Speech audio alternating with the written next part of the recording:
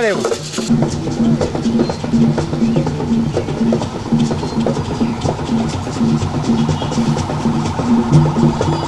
Ali ati kiteni ya wanso. Kiteni. Ngoma short. Kiteni.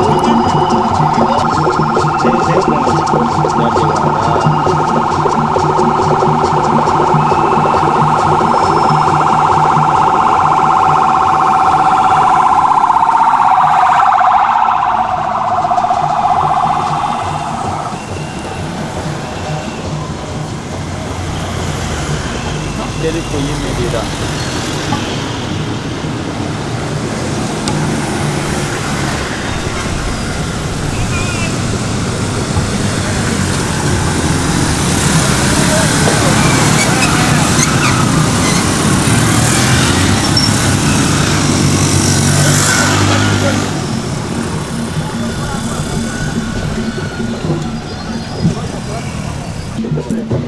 Ssaabasajja kabaka wa Buganda Ronald Mwenda Namutebi owokubiri nze omuzaana wo Shamimu Malendo mbaka omukyalo wa Kampala ku lwange ne ku lw'abanna Kampala bonna ne banna Uganda n'abantu ba Buganda tuli basanyufu nnyo olw'okuba nti otuuse ku matikkira ago aga 29 tukwagaliza birungi byerere tusaba Mukama Katonda akukwatireko twebaza olw'enteekateeka ennungi ez'okulaakulanya Obuganda ez'okulaakulanya abakyala n'abavubuka weebale nnyo weebalire ddala Mukama Katonda akuwangaaza.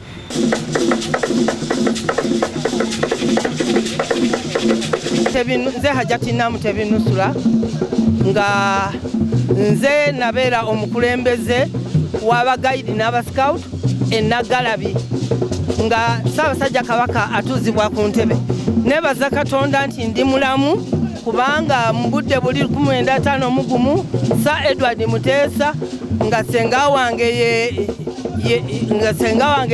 ye Ssaala Kabejja nga senga wange omulala nga senga wange Sala Kabejja nga senga wange omulala Yekikome nga ffe tuli mu lubiri sa Edward Muteesa n'antuma erinnya erya Namutebi bw'alizaala omwana alimutuuma Mutebi. Yensonga lwaki mukyala Ssebuggwawo twali naye nannonda okubeera omukulembeze Enagalabi era twamalayo ennaku 9 nga ndi n'abasikawutu n'abagayidi ne bankobaza mbogo nga tulindirira obwakabaka. Nebaza Katonda nti ku mwaliiro nze natuulako nze nayera nga Ssaabasajja Kabaka ayingira. Bw'oba ogenderedde olaba akatambi omugayidi ng'ayera alina akeeyo era nayera ebibi byonna n'ebizi byonna ne biggwawo Ssaabasajja Kabaka atudde ntende. Nebaza Katonda nti olwaleero ndi mulamu mu budde bw'Enagalabi. Ekyaliyo kyali kizibu nnyo okumanya nga kyali kizibu nnyo nga kyamaanyi nnyo ng'abantu bali mu ssanyu eppitirivu ennyo kubanga naliyo eky'omukisa omulungi nti n'omwana wange ye yalinnya ku mulandira Ssaabasajja Kabaka n'atambulira ku mulandira ogwo omwana nga owookuna n'atambulira ku mulandira ogwo era Ssaabasajja Kabaka era nenze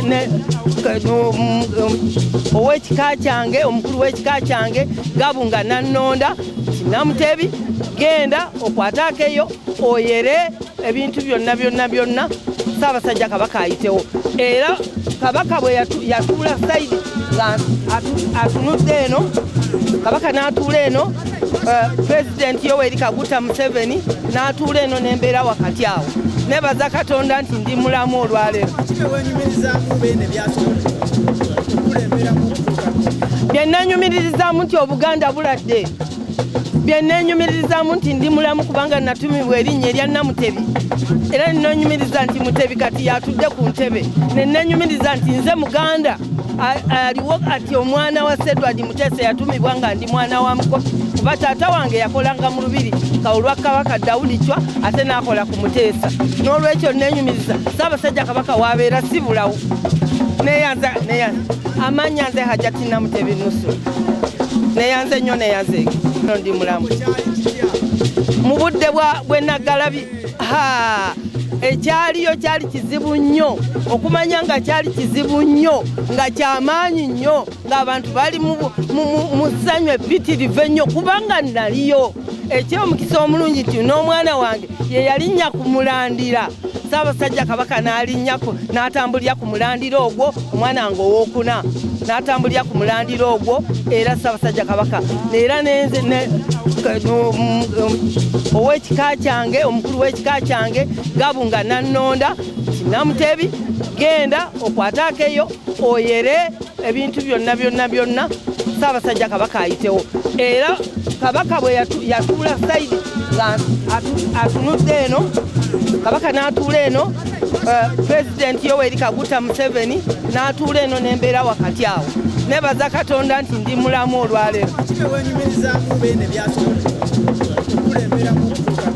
Byennenyumirizaamu nti Obuganda buladde. Byennenyumirizaamu nti ndi mulamu kubanga natumibwa erinnya erya Namutebi. Era nnenyumiriza nti Mutebi kati yatudde ku ntebe.